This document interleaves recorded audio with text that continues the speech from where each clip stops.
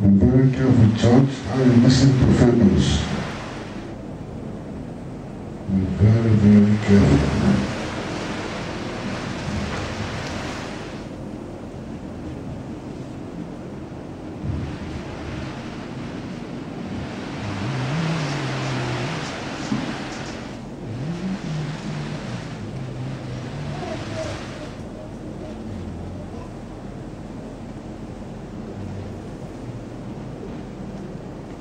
We thank you for your we thank you, O Lord, for bringing us together. And now we have your word in our hands. Lord, may your spirit that hold this word teach us this word today. In Jesus' name we pray. Amen. Daniel 9, 26, 27, ready? Read. And after 3 Stop. Nobody is anybody's messenger here to read for you. Everybody read. Ready? Read. And after 62 weeks shall Messiah be cut off, but not for himself. And the people of the prince that shall come shall destroy the city and the sanctuary.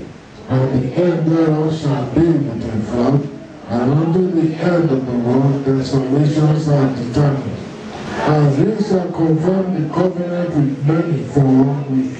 And in the days of the week he shall cause the sacrifice and the oblation to cease. And for the overspreading of abominations he shall make it desolate, even unto the consummation. And that the time shall be poured upon the desolate. Revelation 11.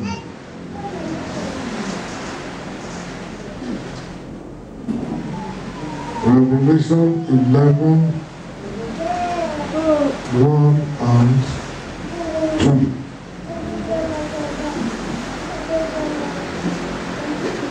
Ready? Read. And there was given me a reed like unto a rod. And the angel stood, saying, Rise and measure the temple of God, and the altar, and them that worship therein. For the God which is without that temple, leave it out, to measure it not. For it is given unto the Gentiles, and the holy city shall be tread down under foot for thee and people. Father, we thank you for the Lord. We just pray that your spirit will give us understanding right now in Jesus' name. Amen. The teaching, let somebody please read for me Joel chapter 2. Joel chapter 3, sorry.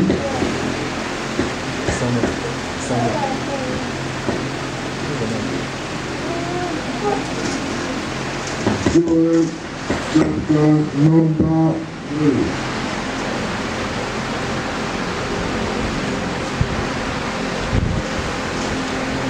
Joel is the book after Hosea, for those of you who are not familiar with Bible. Joel chapter 3, verse 2. Somebody please read it. Wait a minute.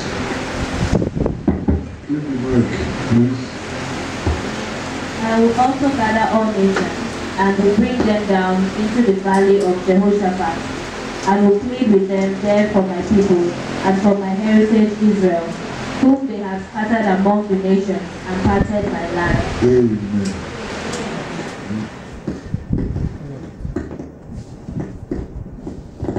Listen carefully. I will gather all nations and will bring them down into the valley of Jehoshaphat. I will plead with them there for my people. Who is speaking here? God, Jehovah. Who are his people? The valley of Jehoshaphat, where is that? Okay, that's Armageddon. Okay? That's Armageddon. It's referring to Armageddon there. I will plead with them there for my people and for my heritage, Israel. This Israel, whom they have scattered among the nations, and listen to the last portion, and parted my land. I want you to remember this one. Parted my land.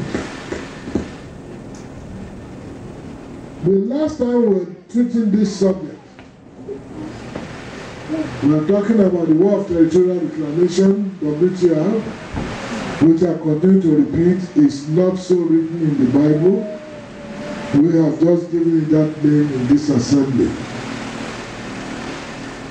Because that which we call the War of Territorial Reclamation is actually a series of battles. It is battles that make up war. So, the Spirit has just allowed me to put a series of battles together, and that made me to give this subject, this title of War of Territorial Reclamation, linking it with the original covenant between Abraham and God as stated in Genesis 15:18-21. And we have seen so many of these scriptures in the Bible which are all prophecies concerning these last days where you and I have been prepared by God to see. And so last Sunday, when we were dealing with this topic, I mentioned to you some names in world history of our age, of the 20th, 21st century. I talked about a famous general and war hero of Israel, Yitzhak Rabin, who on retirement from the military also joined politics and became Israel's prime minister.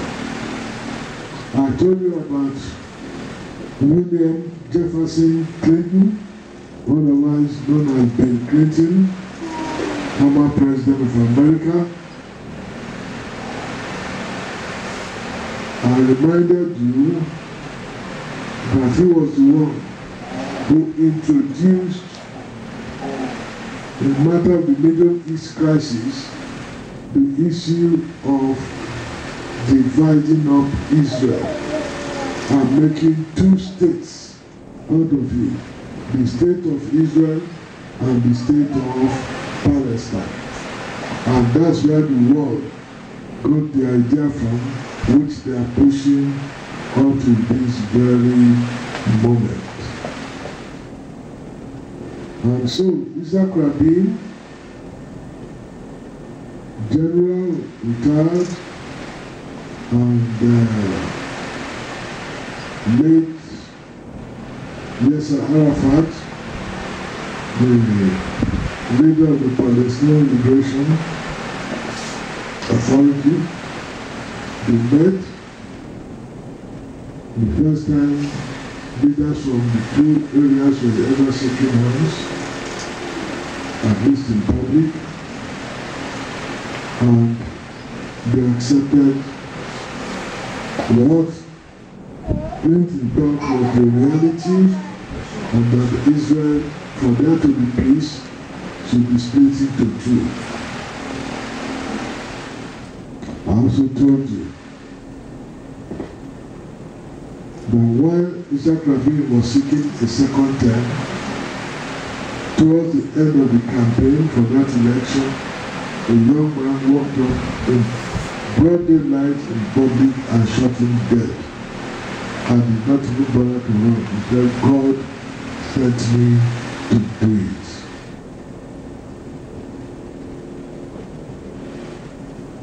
I told you also about another person, another leader in Israel, again another retired general, General Ariel Sharon, who was perhaps the most hated Israeli politician as far as the Palestinians were concerned. Eventually, his party was largely in the opposition, but finally they gained power in the Likud party. He became a minister of agriculture. He was the one who had the reputation of attacking the refugee camp in Lebanon, where a lot of refugees were killed. The United Nations called it genocide at the time. Eventually he was the one also who said to hell with whatever Israel was saying, and he went to the Temple Mount. And that was how what the Arabs call Intifada, which is the uprising, began. And yet this same man, after he became Prime Minister of Israel, all of a sudden, he decided that the Gaza Strip should be handed over to the Palestinians, and that everything Jewish, Israeli, should move out of Gaza, and that if they didn't move out, he would eject them by force. And he did that even pulling down their synagogues and everything here.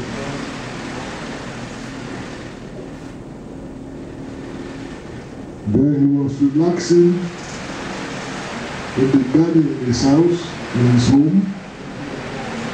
One evening, and he just suffered.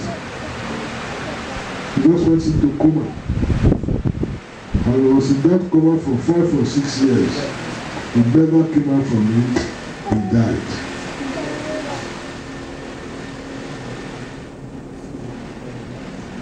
Netanyahu is ruling today.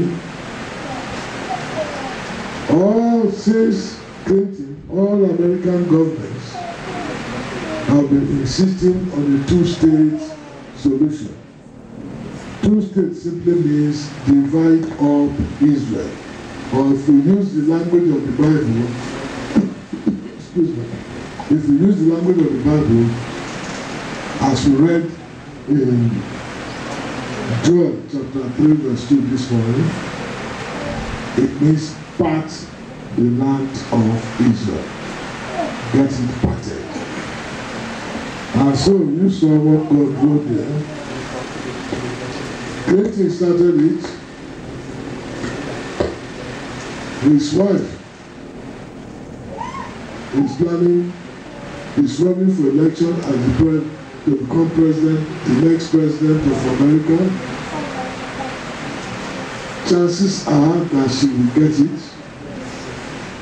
She was also foreign minister of the foreign secretary of America for 4 years in Obama's first term. Obama, as all of us know, is 100% for partition of Israel into two states. It's in fact not trouble with Israel at all. So this is Clinton become president. You know that policy is going to continue. That should give you an idea, those of you under the banner of this message, should give you an idea of what to expect. You remember that in 1933, and 1933 to now is how many years? 83 years, if I'm correct, right? Am I right? I'm correct, who? 1933 to now, 2016, 63 years. You remember the vision, the sevenfold vision that God gave to his prophet to this age. And every one of them has come to pass up to the fifth one. So we have only 6 and 7 left. And the sixth one is about a woman who will arise and come into power in America. The sixth one. She will arise and come to power in America, and she'll be wicked. Now I know that people are wondering, wicked. So maybe she want to become a dictator in America. You know, nobody can become a dictator in America. So that's not the issue. That's what plenty people are thinking. When God was giving this prophecy, he was looking as always where at Israel. So by the time she will come to power, if she is the one, by the time she will come to power and she begins to pull, she begins to push seriously this matter of two-state structure, you know what to expect. From this week, I think, the United Nations General Assembly will begin to meet, I think from Wednesday or so, Tuesday or Wednesday this week. Our president is also meeting the Nigerian delegation there. In the past, each time a resolution was brought up there, so that the Security Council will compel the land to be divided, America will use its veto power to cancel it, to nullify that election, that resolution. But we have it on good authority now that France is going to introduce that resolution in this coming United Nations meeting. And America, under Obama, who is soon leaving office in a few months' time, America will not oppose it.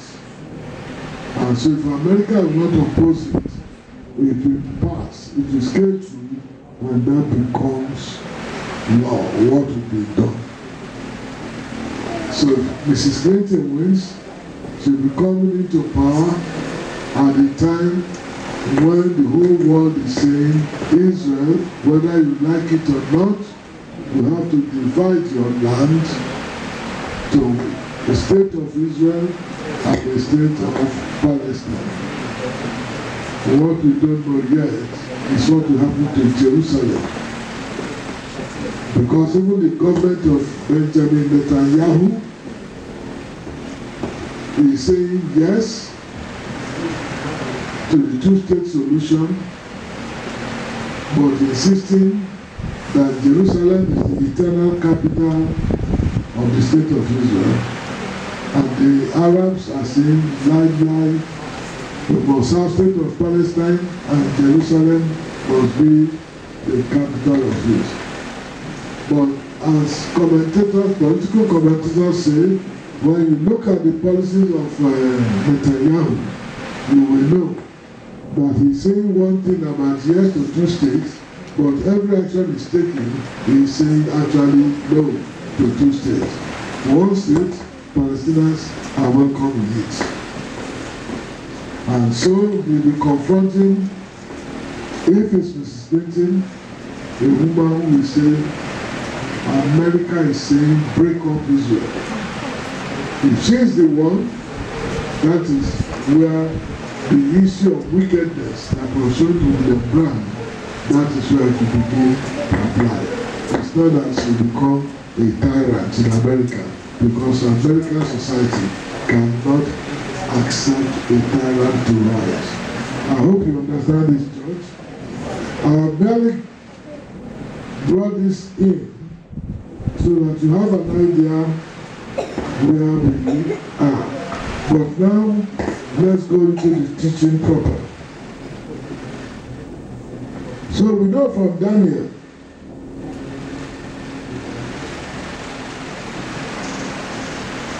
that there is a prince whose people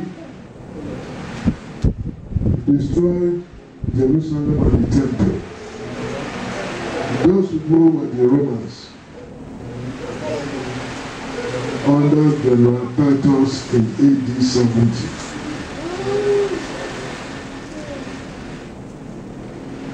Then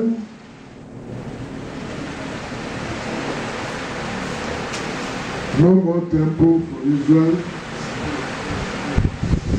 but Israel has been able to become a nation again, has got back Jerusalem, but has no temple. In verse 27 of Daniel 9, we see clearly there that there's a temple.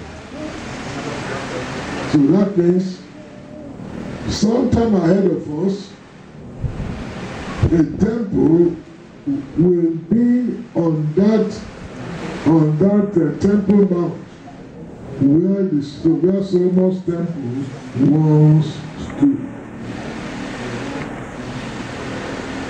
Where that once stood, what is in that area today is the Islamic Dome of the Rock, which was built between 688 to 691 AD. In Revelation 11, 1 and 2, you see very clearly there that John was being told by the angel, arise, measure the temple. So that shows you again that there will be a temple. The question is, the Arabs are in control of the Temple Mount, where they have the Dome of the Rock, which is the third holiest shrine in Islam, and they also have the Al-Aqsa Mosque, which is the praying place on that Temple Mount. They are in charge there. That Dome of the Rock has been in existence now for over 1,000 years. And what the Bible tells us, a temple will be there. The question arises. This place has been under Islamic control for over 1,000 years. And the Bible is saying a temple will be there. For a temple to be there, will the Arabs just say to Israel, oh yeah, come, don't worry, just come and build your temple, Jeje? Do you believe that such a thing will ever happen? No, sir. The answer is no. So that means that something must happen to make that situation become inevitable, that the temple must be built. The question mark is, what is that thing? And if it is a Bible issue, then it must have a Bible answer. Therefore, our business discussing what territorial reclamation is to find the Bible answer. Come with me, therefore, church, to Numbers 24. Numbers 24. We want to read from verse 8 to verse 25. Remember now, we want to prove. We already know what the crisis is.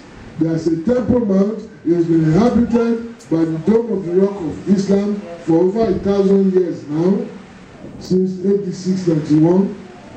And now the Bible has foretold that there must be a temple there. And we know that there's no way that the Arabs, who today would not even allow any Israeli, any Jew to come there, even to pray. Are they the same who will not allow them to come and build the temple? You know the answer is no. Therefore, what will happen? That's why I said to you, every Bible question has a Bible answer. Therefore, let us begin to search the Bible and see where the answer lies. Numbers 24, 8 to 25.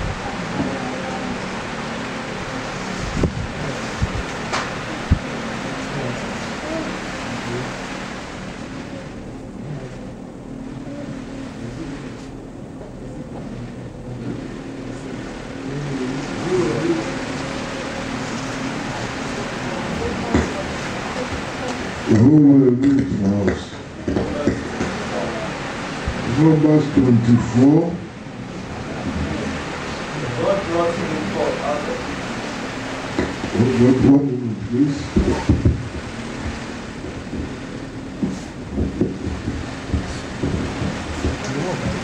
Are we all there? Numbers 24.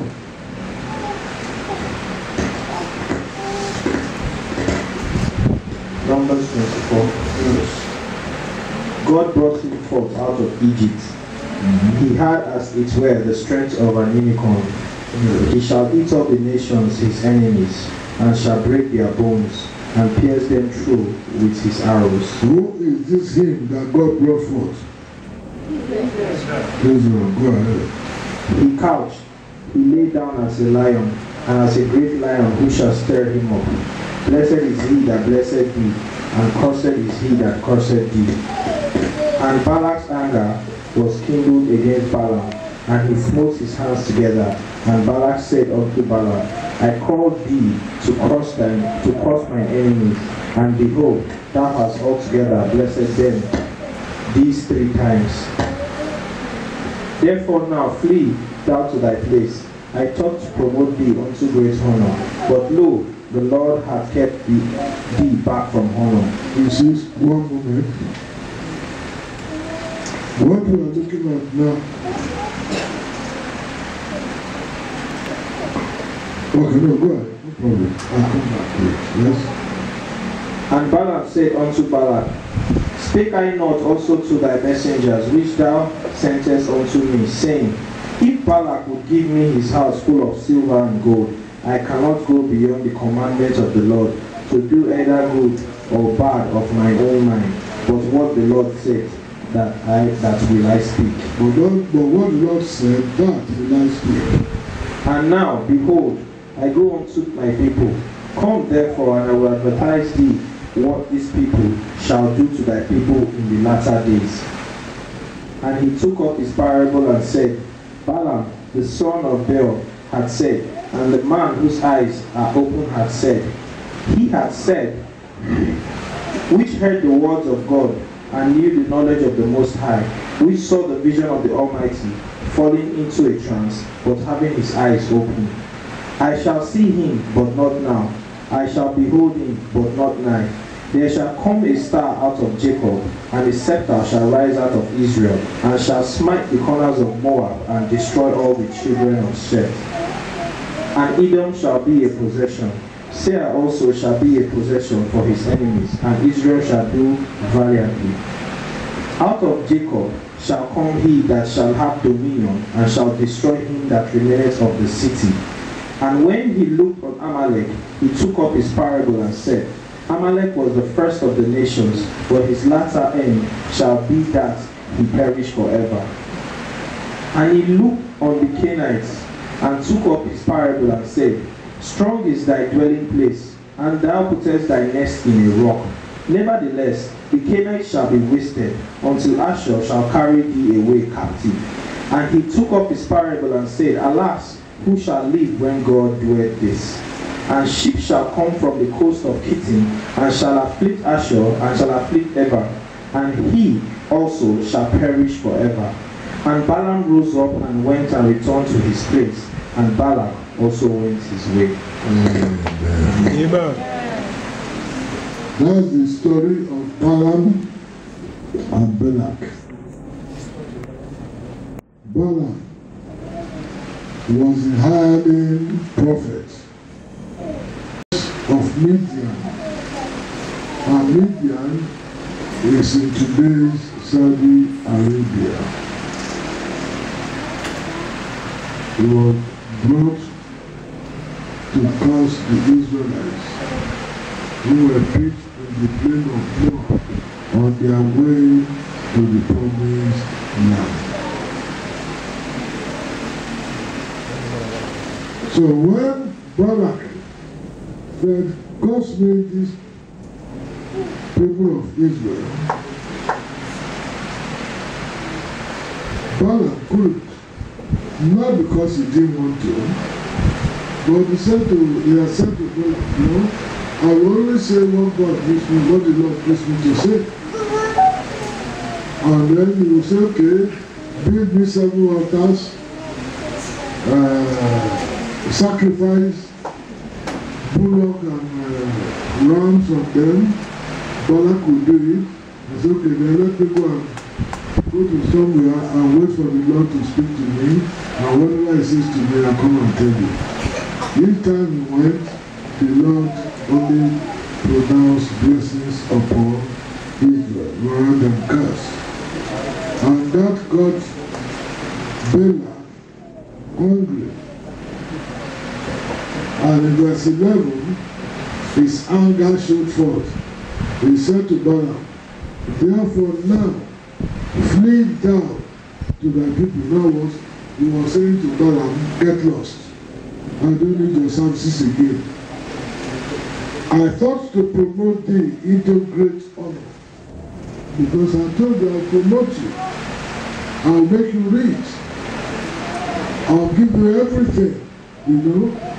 But see now, the Lord has kept thee back from honor.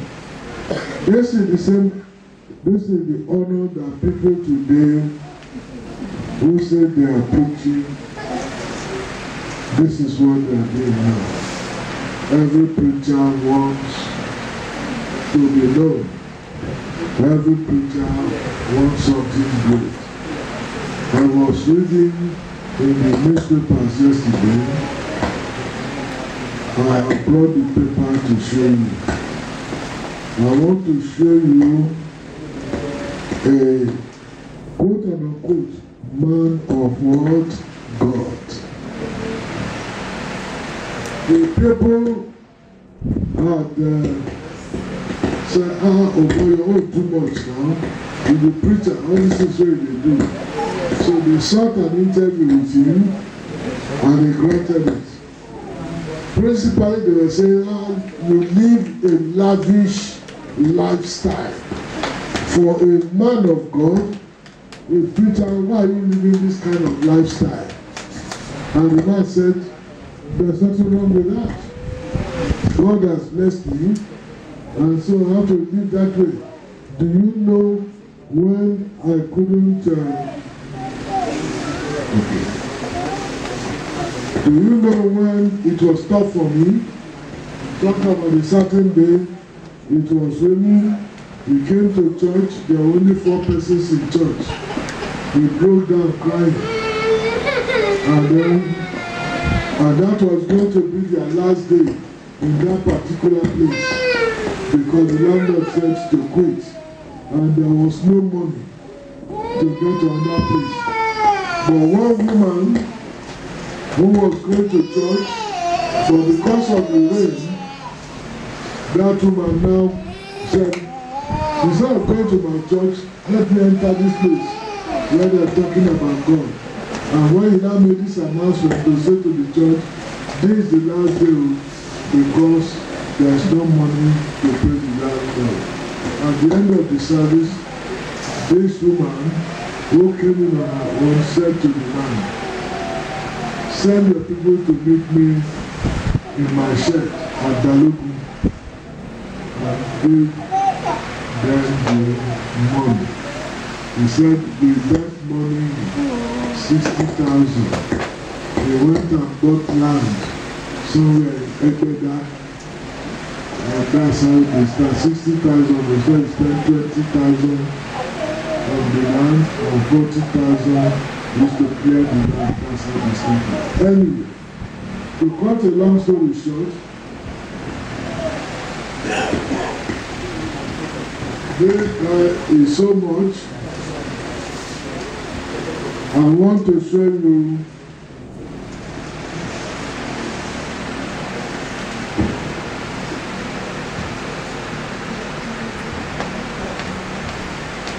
the kind of lifestyle we have.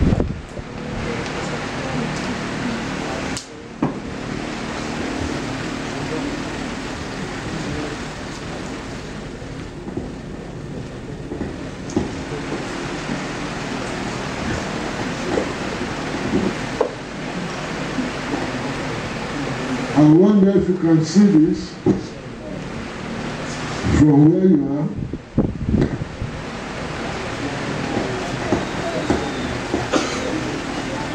Man of God, they say this is a bishop now. Do you see this car?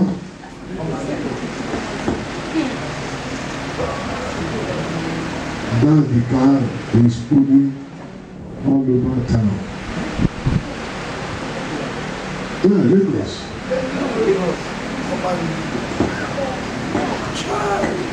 That's the car he's using.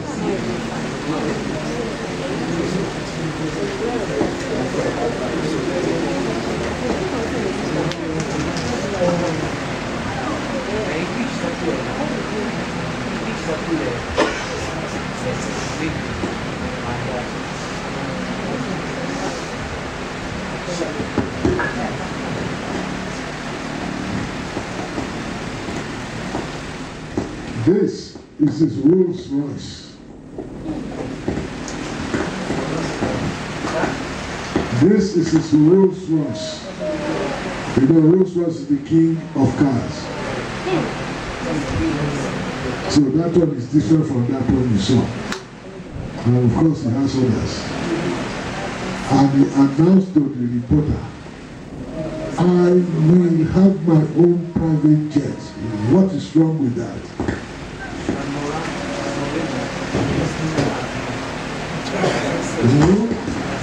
So, and then we start talking about his fantastic work. It's time to not be small thing.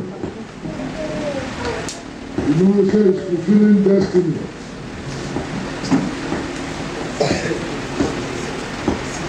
By the grace of God, he has used us to do some great things, starting from this ministry, which is my primary call today. By the way, this Rolls Royce, how did he get it? He said it was a gift from the birthday committee of his church. The birthday committee of his church gave him Rolls Royce.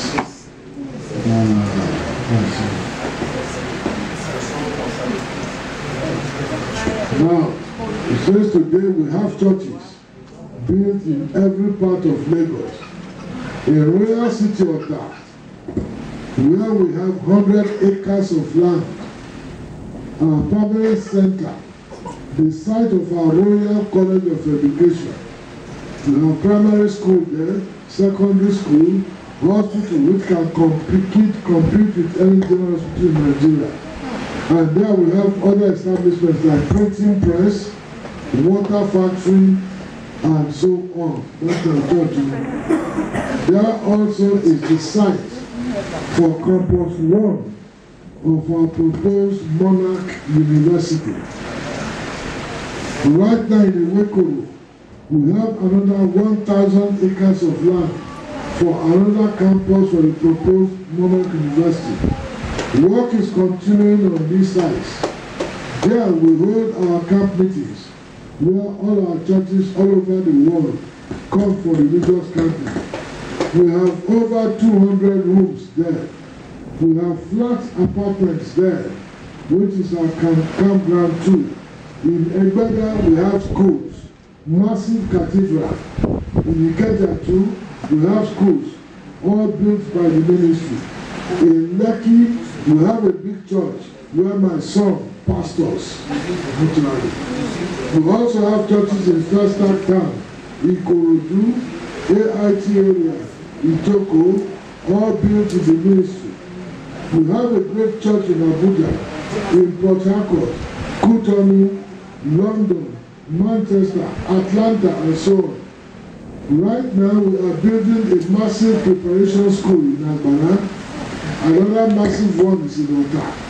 Female hostels, male hotels, laboratories, separate buildings for creche, primary school, library, each on 3 acres. On education, right now we have 8 primary schools, 8 secondary schools, the College of Education, certified by federal government, which has been on for 3 years now. We are presently working on Monarch University with 10 professors handling that right now. The beauty of all this is that we construct all those buildings ourselves. Then also on health, we have a massive hospital in Moga, which late last year gave free medical service to over 5,000 people, which was well publicized. We also give out free eye glasses, treat pill for diabetes, high blood pressure. At least we do that 4 times in a year to the communities in Yoka and everyone. Then also we have Tom Samson Foundation. His name is Pastor Tom Samson. Then also we have Tom Samson Foundation, which focuses on empowerment. Late last year, we empowered 5,000 women from Wata, Ekweda, Ikeda, and Ikorodu. We taught them how to make chin-chin, pastries, tie and dye, liquid soap, things they do not need a shop to do or things they can do in their own houses. They were given certificates and 5,000 naira each so that they could start out on a low scale. Today I can tell you that many of them supply our schools with pastries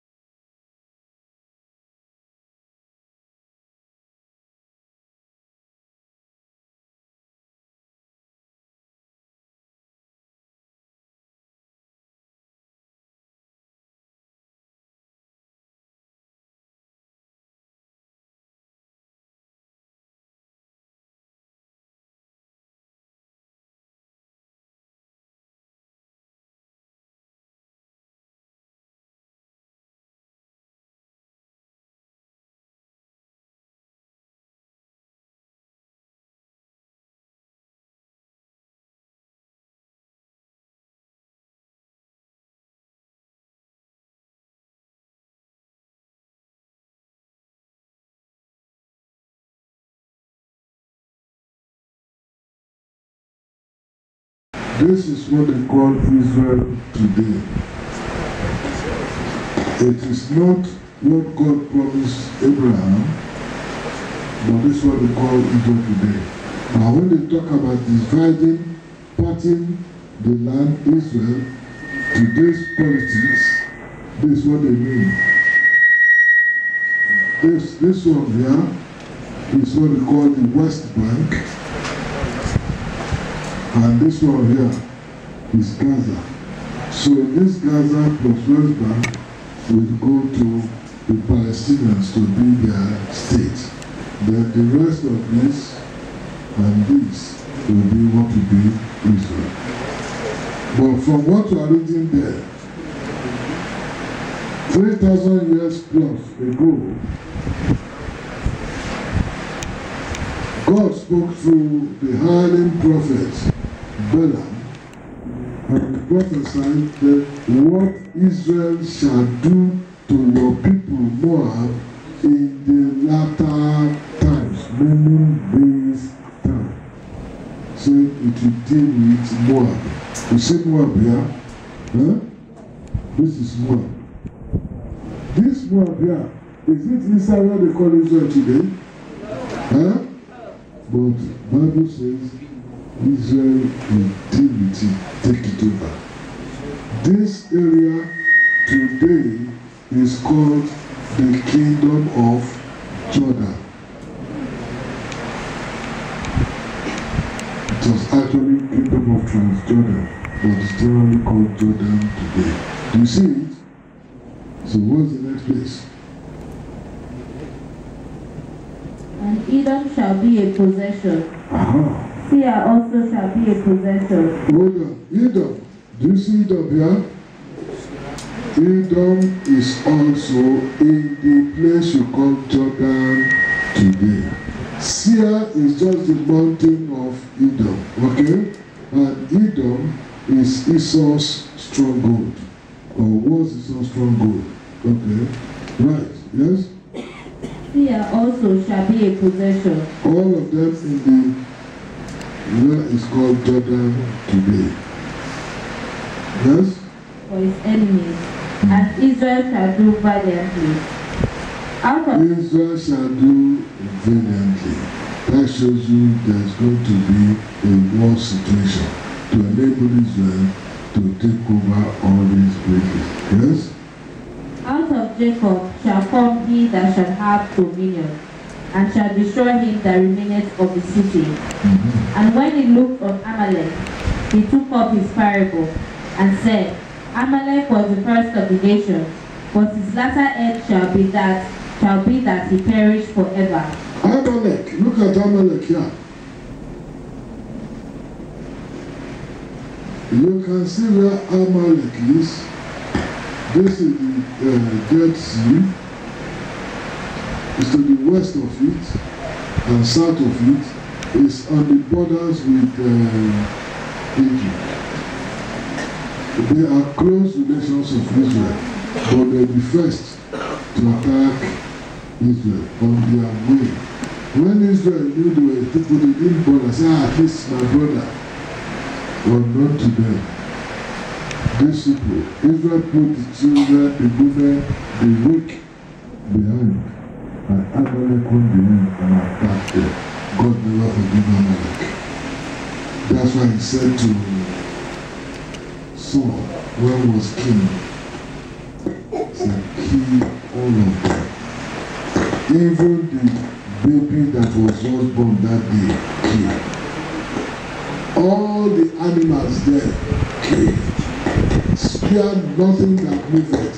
Kill them because I must wipe Amalek out of the face of the earth because of what he did to Israel. Be careful what you do to Israel. Yes, God promised Israel.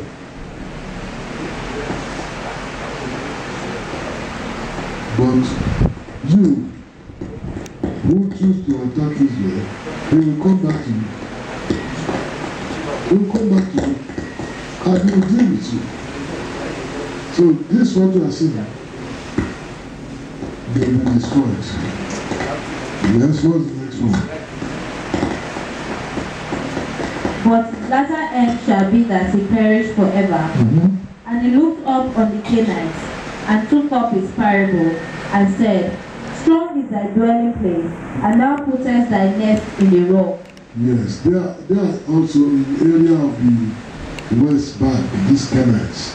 If you go and read Genesis 15, 18 to 21, when God gave the land, the promised land to Abraham, you will find that all these places we are mentioning now, they were part of the land that God gave to Abraham.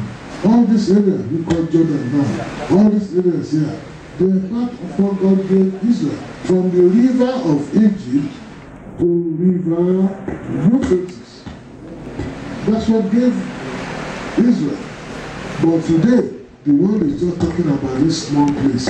And they think that doing Israel a favor. They want to do Israel a favor. God has already decided what he will do concerning Israel. And God's word must come to pass. So you can see God fulfilling his word, whether man likes it or not. Okay. Let us take something else. How? Is there any question? Okay, no. Shall we move on then? Yes, sir. Psalm 83. Psalm 83.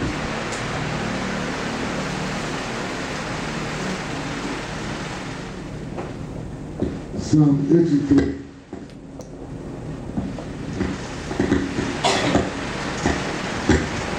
All of us are going to read together this time. Psalm 83. We are going to read 1 to 18, the entire chapter. Okay? Yes, sir. Ready? Read. Give not thou silence, O God. Hold not thy peace, and be not still, O God. For lo, thine enemies make a tumult, and they that hate thee have lifted up the head. They have taken crafty counsel against thy people, and consulted against thy hidden ones. They have said, Come and let us cut them off from being a nation, that the name of Israel may be no more in remembrance. For they have consulted together with one consent. They are confederate against thee. The tabernacles of Edom and the Ishmaelites of Moab and the Hagarites, Gibal and Ammon, and Amalek, the Philistines with the inhabitants of Gath. Asher also is joined with them. They have opened the children of Lot. Do unto them as unto the Midianites, as to Sisera, as to Ehi, and the brook of Kishon, which perished at Endor. They became as dung for the earth. Made their nobles like Orah, and like Zeb, yea, all their princes, as Ziba, and as Zalmunna, who said, Let us take to ourselves the houses of God in possession. O my God, make them like a wheel, as the stubble before the wind, as the fire burneth a wood, and as the flame settles the mountains on fire. So persecute them with their tempest, and make them afraid of thy storm. Fill their faces with shame, that they may seek thy name, O Lord. Let them be confounded and troubled forever. Yea, let them be put to shame and perish, that men may know that God, whose name alone is Jehovah, and the Most High over all the earth. Amen. Amen. This is so profound. This psalm.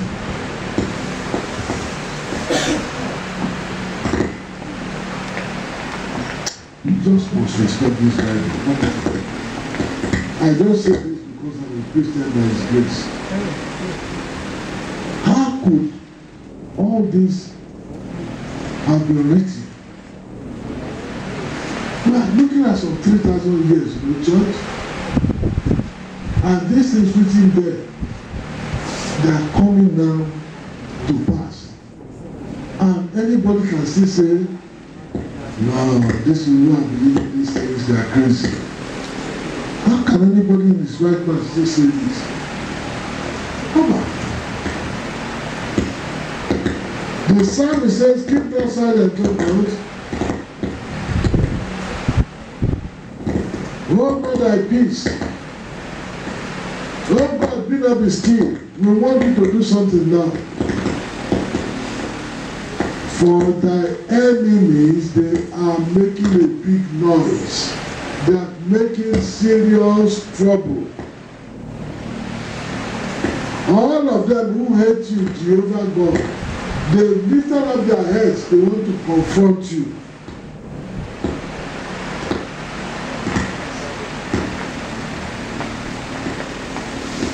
They have consulted among themselves. They have come up with some cunning ways to deal with you through the hidden ones, Israel. And what is the sum total of all the plans of these enemies of Jehovah? Verse 4 is the sum total. Come and let us cut them off from being a nation, that the name of Israel may be no more in remembrance. Is there anything you are hearing Palestinians say? Is there anything you are hearing Hamas say? Is there anything else you are hearing Hezbollah say? Is there anything you are hearing Iran say? It's the same thing. Israel must be destroyed, cast into the sea, and must cease to be a nation. This is the Arab cry. That's all. Nothing else will satisfy them. Go up, go down. This is their position from yesterday to today and to tomorrow. In the time of our father David, more than 1,000 years before Christ, they had also been planning this same thing they are planning and saying now. They were planning and saying the same thing even at that time. Do you understand this, church? Yes. Verse 5 says, for they have consulted together. They have one mind with one consent. They are confederate against thee. They have joined together and they are attacking thee. Do you notice the word of the psalmist there? He didn't say they were against Israel. He said they were against who? God. Do you get it? So, from verse 6, Psalm 83 now proceeds to identify them.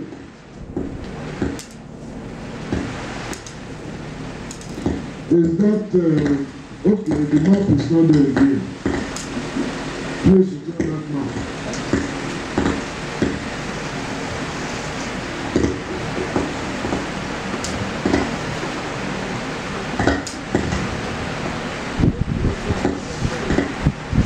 Let somebody move to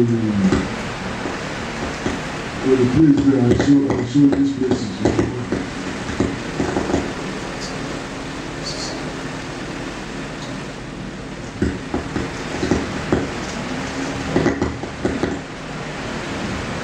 Is that not there now? Okay. So which are the places? Is the Bible is now identifying the places that are planning this king to destroy Israel, to wipe it off the face of this earth. 1. The tabernacles of Edom. Verse. Tabernacles of Edom. Do you see it here? The Ishmaelites, Ishmael is the progenitor of the Arab nation. Do you understand? So when you mention Israel, you are actually talking about the Arab nations. Okay? So Edom, if this map were to be straight further, this is actually the Arabian Peninsula. You know what you call Kingdom of Jordan today was actually part of the Arabian Peninsula. But Britain just got to that place and called it Jordan. But it was part of the Arabian Peninsula. Okay? It is called Saudi Arabia today only because it is governed by the House of Saud.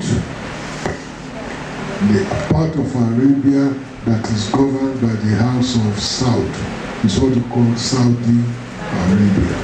Kuwait is in Arabia. United Arab Republic is in Arabia. All of these places, Jordan is in Arabia, but they are not governed by the South. So, but the area governed by the South, which happens to be the biggest in Arabia, is what we call Saudi Arabia. But all of that truly is the Arabian Peninsula.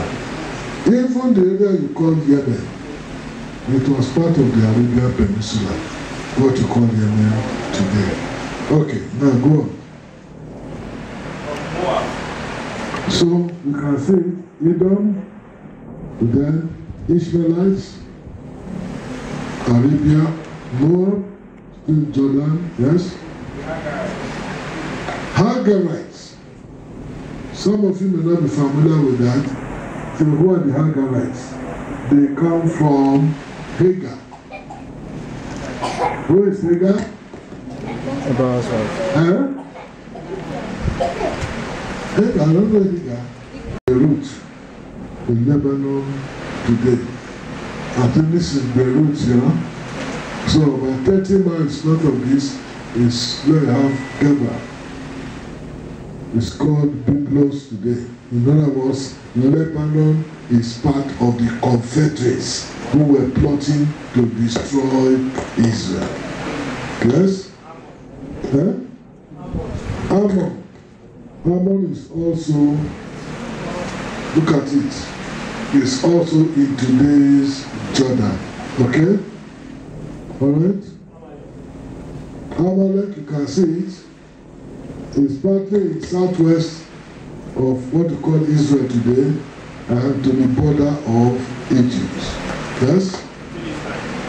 Philistines, you can see them here.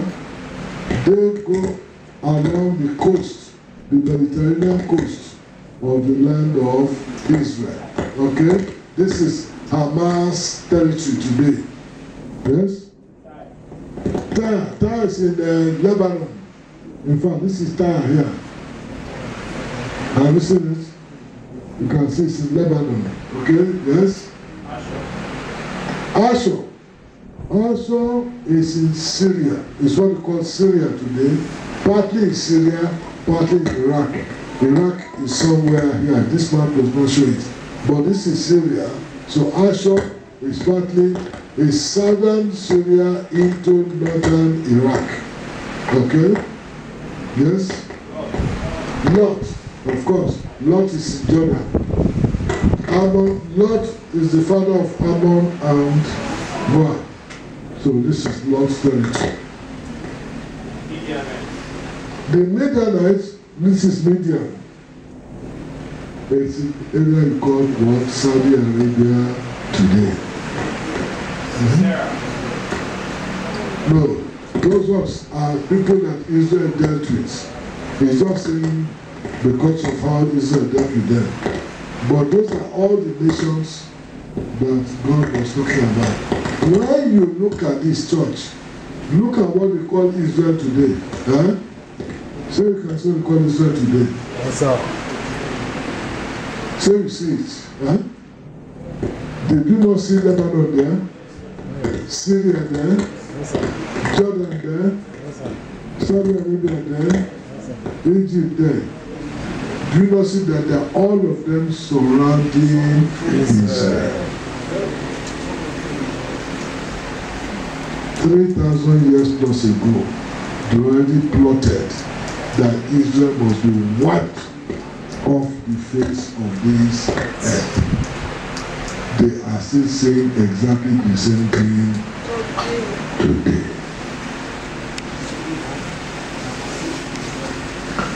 And that is why the hireling prophet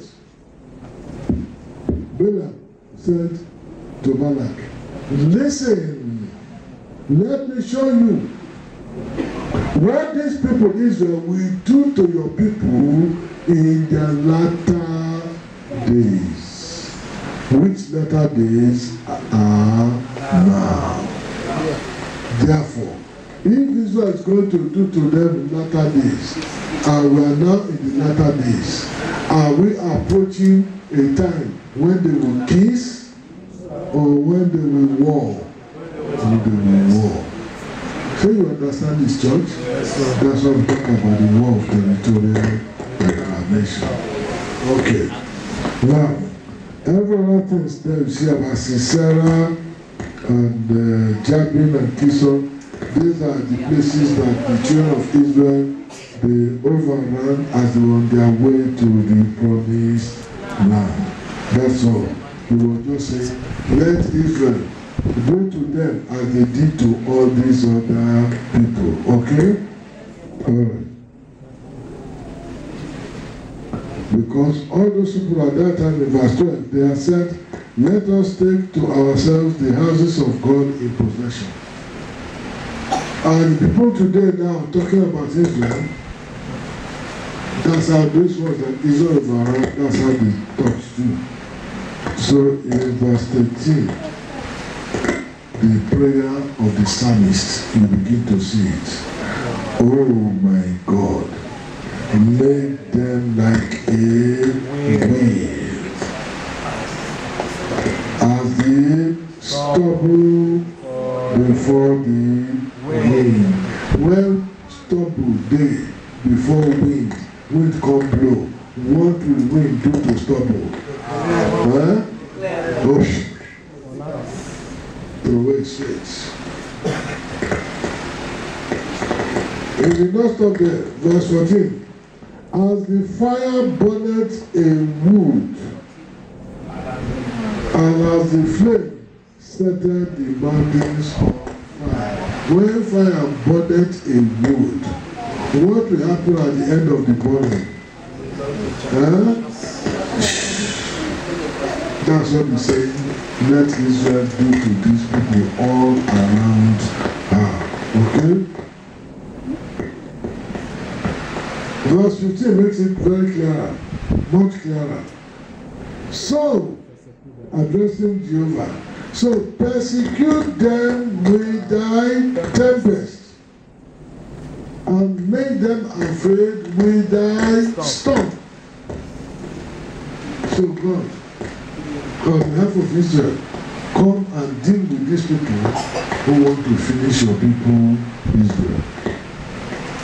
16. Fill their faces with shame.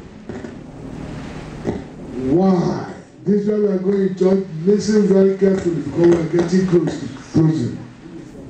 Fill their faces with shame. Why? That they may seek thy name, O Lord. Fill their faces with shame. that they may seek thy what? If they seek the name, whose name will that be? Allah? What name? Jehovah.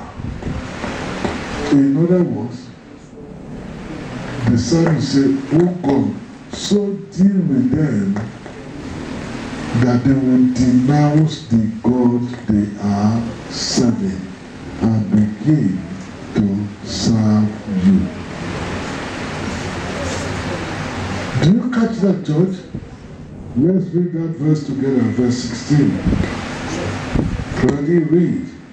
Fill their faces with shame, that they may seek thy name, O Lord. That's the prayer of the psalmist. After dealing with them like this, so beat them, through Israel, that they will say, I beg Israel, who's that your God? Just tell us his name, and we shall begin to call on that name. Remember, this is not my idea. This is not your own idea. This is what the Bible has written as God's word, as the word of Jehovah. So it's not as if anybody has a hatred towards Islam or any other or any religion. We are saying this is what is in the Bible that we Christians are holding. And this has been in this Bible for over 3,000 years now. And if everything written up to now has come to pass, we have no reason to doubt that this one also will not come to pass. I hope you understand this. So don't go and antagonize anybody. It's not you saying it. It is the Bible of God. It's not I. I'm saying what the Bible of God is saying. Just as the people of the Quran, they say what the Quran is saying. You to stand for what your Bible is saying. So at the appropriate time, we will discover whose book is right. That's all. If it's Quran, great. Everybody goes the way of Allah. And if it's the Bible, fantastic. Everybody goes the way of Jehovah. But not one thing. The Bible says, when the Lord Jesus Christ comes back to start his millennial rule on this earth, he said there shall be one Lord and his name one. Go to the book of Zephaniah and you'll find it there. There will be one Lord and his name one. Therefore, when we return back to this earth, 7 years after the rapture, to finish the battle of Armageddon, and Jesus Christ now sets up the kingdom of heaven on this earth, the Bible will hold there says, there shall be only one Lord mentioned this earth. His name shall be one. So all this talk about Allah, that's what I say in India. What's his name? Buddha. What's the other one? Huh? Is it only Buddha? The Krishna. All of these things, they will not exist. It will be only one. Okay.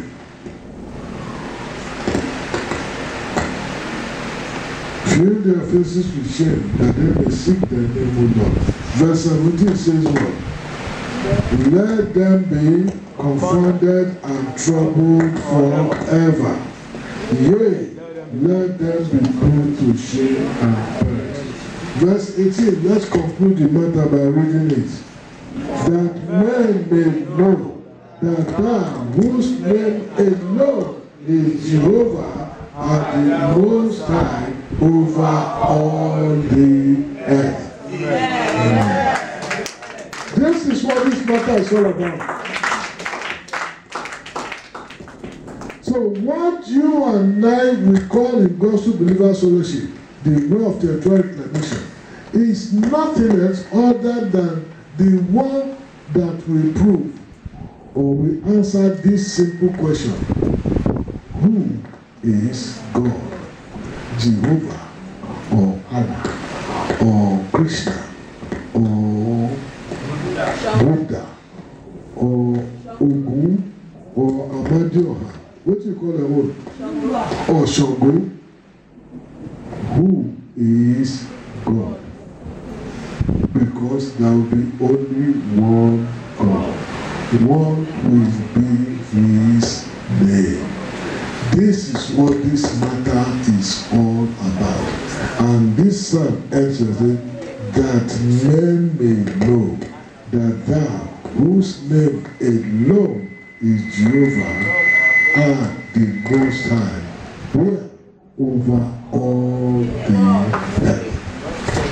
Church, this is what this whole thing is all about.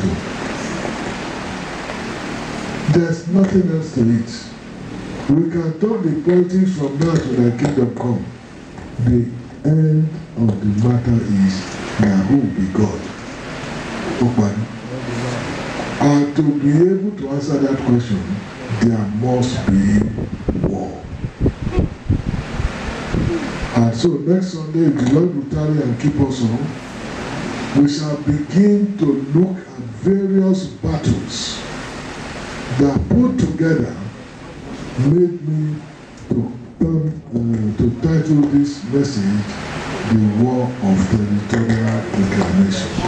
So from next Sunday, we shall be taking the battles one by one.